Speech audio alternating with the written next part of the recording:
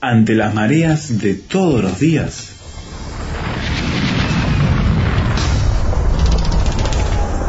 llegamos a tierra firme.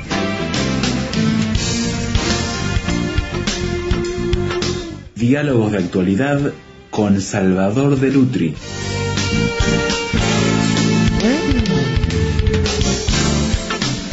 Una de las grandes preocupaciones que tienen los padres en medio de esta era de la tecnología en que los jóvenes y adolescentes se lanzan maravillados y de una manera bien o casi obsesionada en muchos casos al uso de la tecnología, que celulares, internet, que tanta cosa que está metida ya en los hogares y en el estilo de vida adolescente, que hace que los libros vayan ocupando un segundo plano.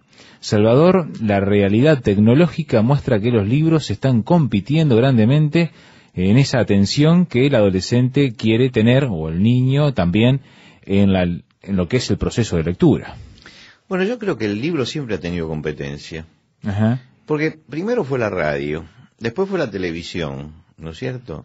Después los videojuegos, internet. Es decir, siempre ha habido una competencia, ¿no? Siempre ha habido algo que cautiva más que el libro. El libro tiene un problema y tiene una ventaja.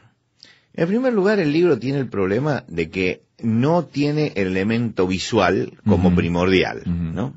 Por eso hay jóvenes, hay aún personas mayores que buscan libros con ilustraciones, ¿no? Como me decía alguien, ¿tiene dibujitos el libro? Lo leo. Si no tiene dibujitos, no lo leo, ¿no?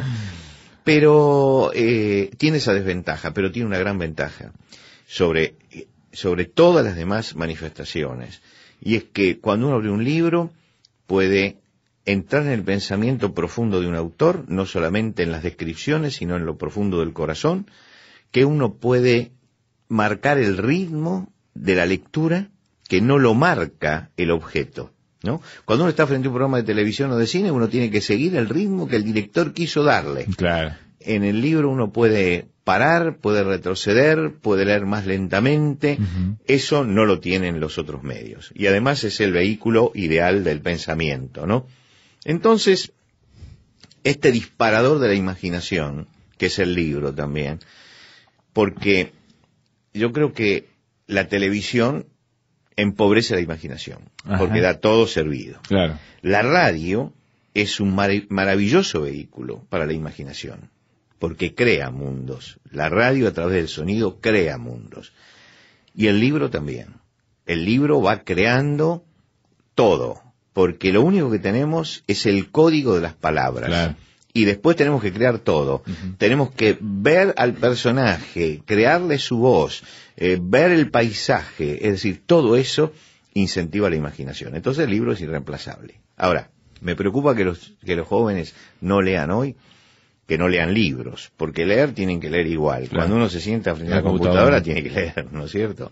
Bueno, creo que más que preocuparnos, tenemos que ocuparnos de ver cuál es el método para que los jóvenes aprendan a leer en esta y era, le gusten claro, los libros. Tan competitiva entre diferentes medios, cómo hacer que el libro, la página impresa, el papel, le tomen el gusto en ese proceso, ¿no? Cómo hacer algo cautivante, digamos, ¿no? Llamémoslo así, algo que cautive. A mí me tocó una época donde el acceso al libro no era tan fácil como hoy, donde uno va a los grandes centros y existen hasta mesas de saldos de libros que se pueden comprar muy baratos. No había eso en mi infancia y en mi adolescencia, pero también una gran ventaja, y era que el libro tenía mayor importancia en la vida que ahora. Entonces yo accedía al libro por voluntad propia, ¿no? Es decir, es verdad que alrededor mío había gente que leía, pero yo tenía una vocación por la lectura. Sí. Entonces penetré en la lectura. Pero mis hijos no tuvieron vocación por la lectura. No, por lo menos no creo que hayan nacido con eso. Pero sí le fuimos creando el hábito de la lectura. Y acá es donde los padres a veces se desesperan. Mi hijo no agarra los libros, ¿no es cierto? Yo he escuchado muchas veces esa frase de los padres, ¿no? Y yo digo, ¿por qué no toma un libro y lo lee? En primer lugar, porque los niños se mueven por imitación de los mayores. Ajá. Si los mayores no leen, los niños tampoco van a leer, ¿no? Yo tengo un nieto que imita todo. Si yo doy una conferencia, él va y da una conferencia como la doy yo. Y cuando preparábamos la última Navidad, le pregunté a él, 3 años y medio, le pregunté, ¿cómo te estás preparando para la Navidad? ¿Qué es lo que vamos a hacer esta Navidad?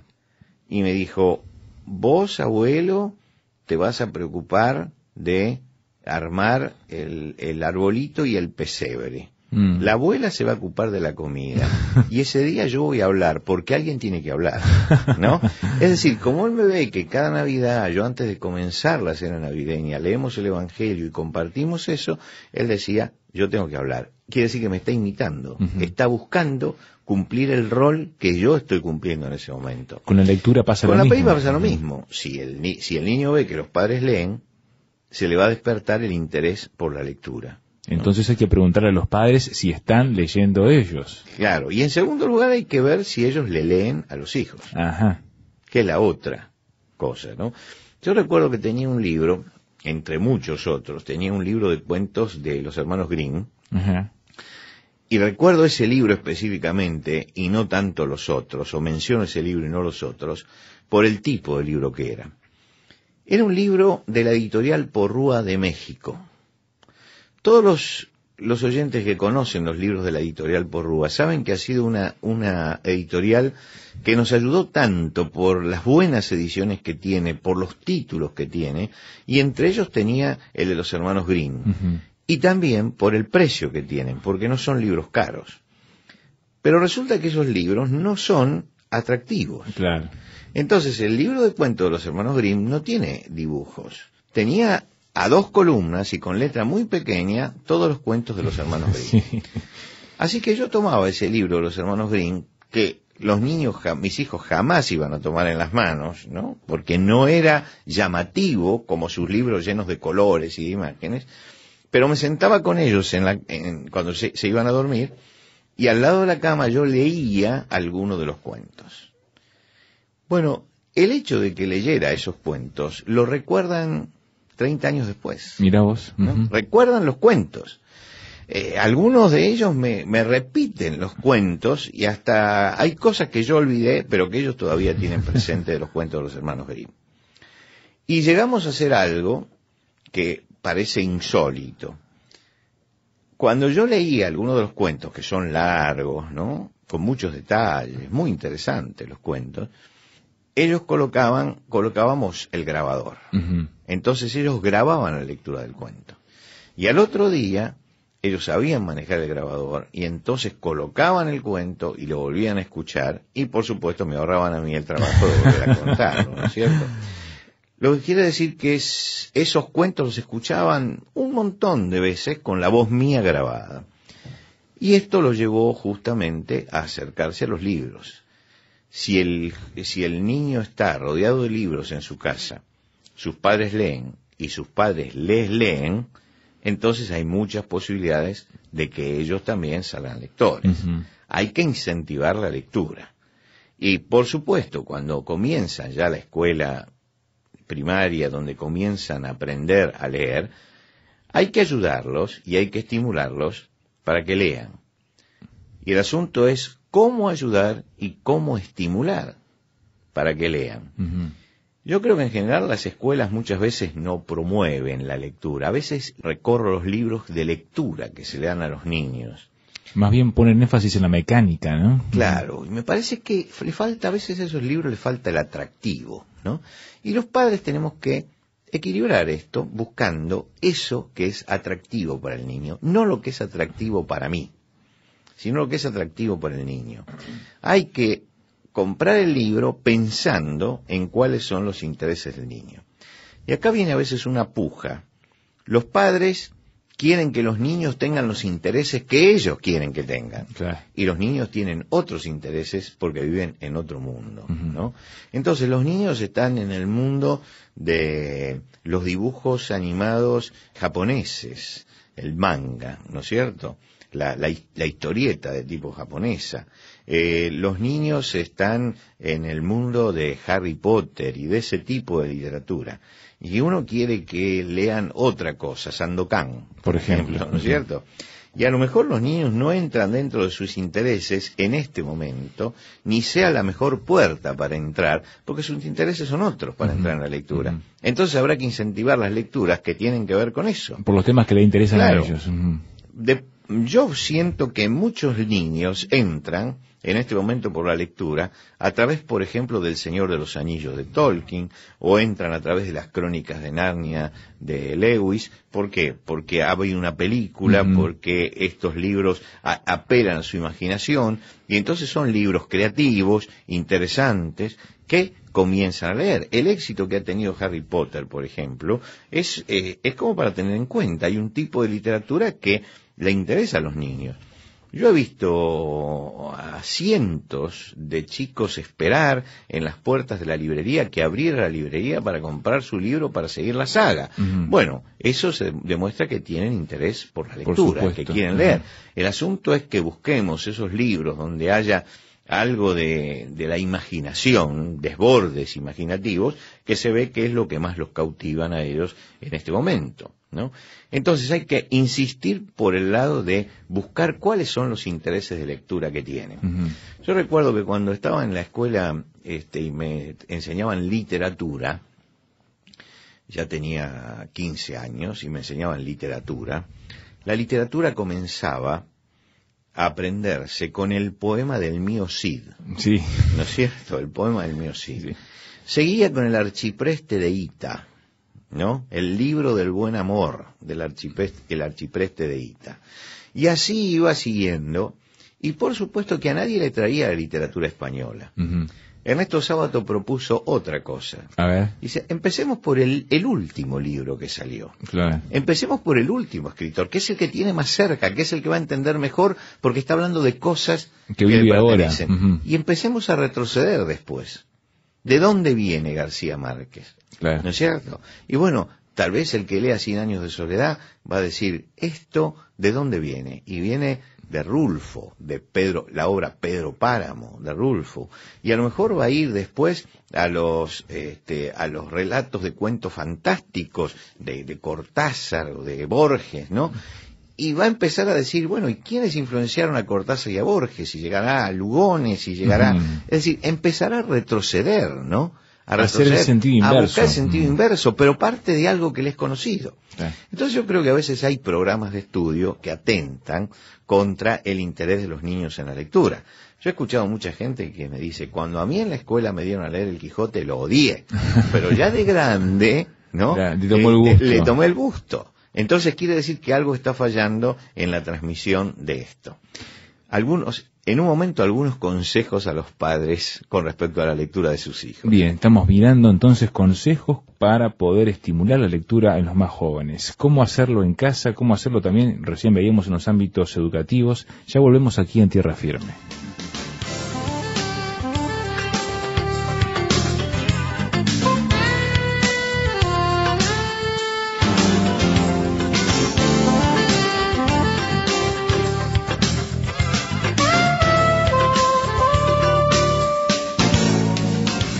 Tierra Firme en Internet. Descubra nuestro sitio materiales, datos, la transcripción de estos comentarios, frases sobre este tema que le ayudarán a desarrollar una posición con bases sólidas. Visítenos en www.tierrafirmertm.org www.tierrafirmertm.org. Tierra Firme es una producción de Radio Transmundial.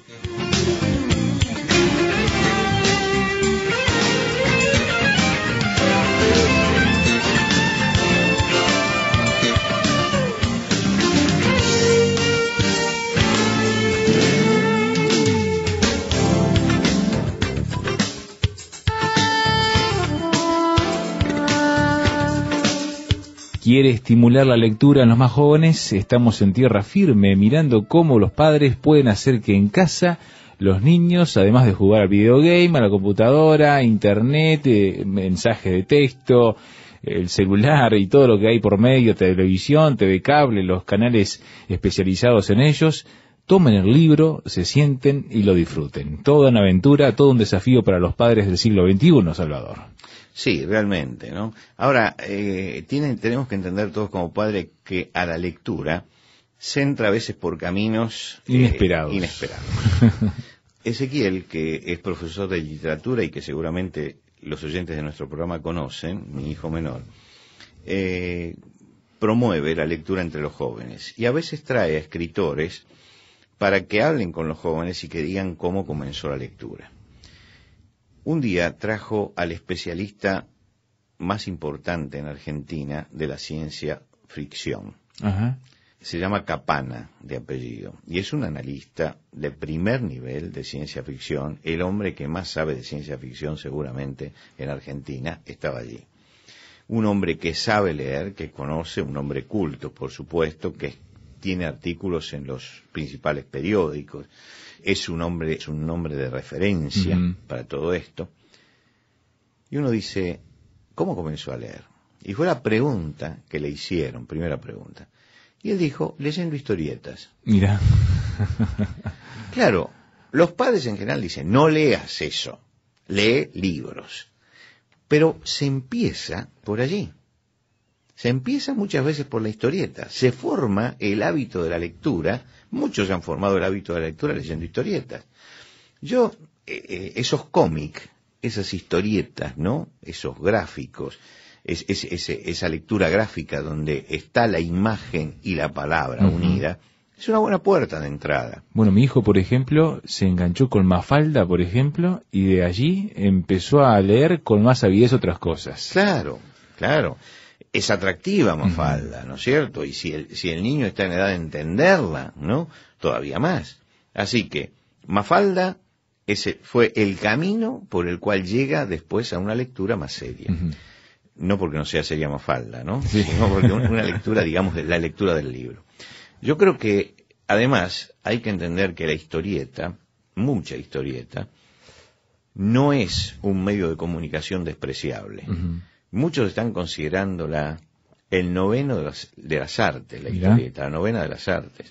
Y hay historietas que son clásicos, como El Eternauta, de Oesterheld, dibujada por Solano López, que ha sido una de las historietas más vendidas y más leídas y más importantes que se han editado. ¿Te acordás de Asterix, por ejemplo? Asterix, por ejemplo, claro. ¿Cuánto hemos aprendido de los galos leyendo Asterix, no? Bueno, la historieta es un buen camino para entrar a la lectura. Así que, buscando buenas historietas, por supuesto que las hay malas también, pero hay también malos libros, ¿eh? No solamente malas historietas.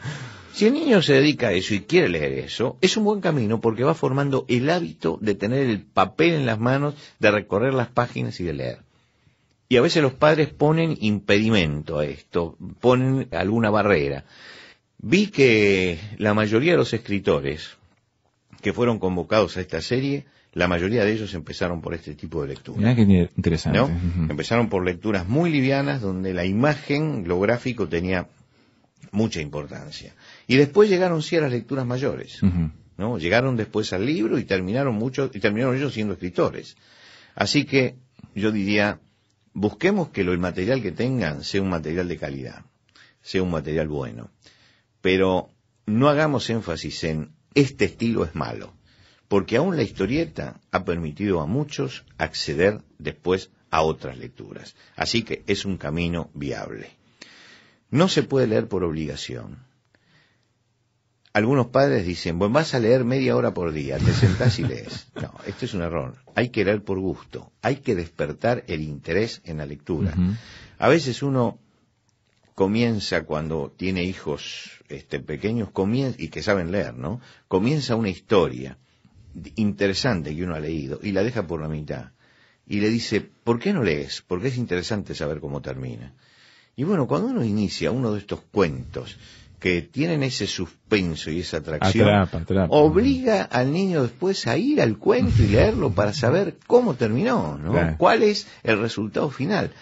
Es un poco estimular para que pueda llegar al libro. Y no nos olvidemos que el libro tiene una importancia tan grande, pero tan grande, que Dios se comunicó con los hombres a través de un libro. Ujú. Y la Biblia ha sido un libro sobre los cuales muchos han pasado su infancia leyéndola. Sí. Y no nos hemos aburrido. Yo aprendí a leer sobre la Biblia.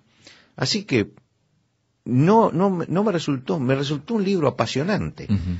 Por supuesto que no podemos agarrar al niño y decir, empiezas a leer en Génesis 1 y sigues durante toda la Biblia, ¿no es cierto? Claro. Pero hay historias en la Biblia que son historias maravillosas. Qué importante, por ejemplo, que frente a una Pascua el padre le haga abrir la Biblia para que lea qué fue la primera Pascua, Ujú. o en la Navidad, ¿no? O la historia de David, ¿no? Que es una historia realmente atrapante Sí, para cualquier sí, sí. niño. El asunto es encontrar esos párrafos, esas zonas y el lenguaje de la Biblia. La Biblia es un libro traducido de originales griegos y hebreos. Ujú. Por lo tanto, hay diversas traducciones. Cada época ha hecho su traducción y la ha traducido al lenguaje de su época. Hay traducciones de la Biblia ideales para que lean los Los jóvenes niños. y los niños, que están puestas en el lenguaje actual, no en el lenguaje vetusto, a veces histórico, del pasado, del español castizo, sino en el lenguaje actual. Y son válidas esas versiones, entregarle a un niño esas versiones, ¿no? Para que lea Ujú. y entre en contacto con el libro de los libros, con la palabra de Dios. Creo que esto lo podemos hacer.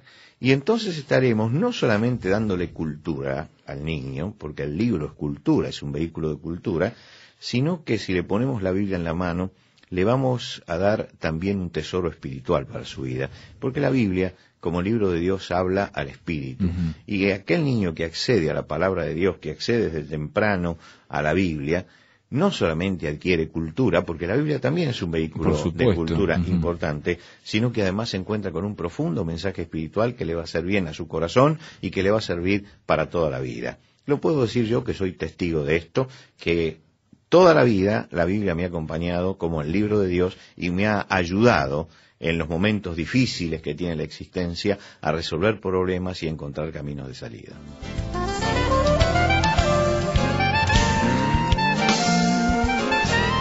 Los grandes músicos en tierra firme.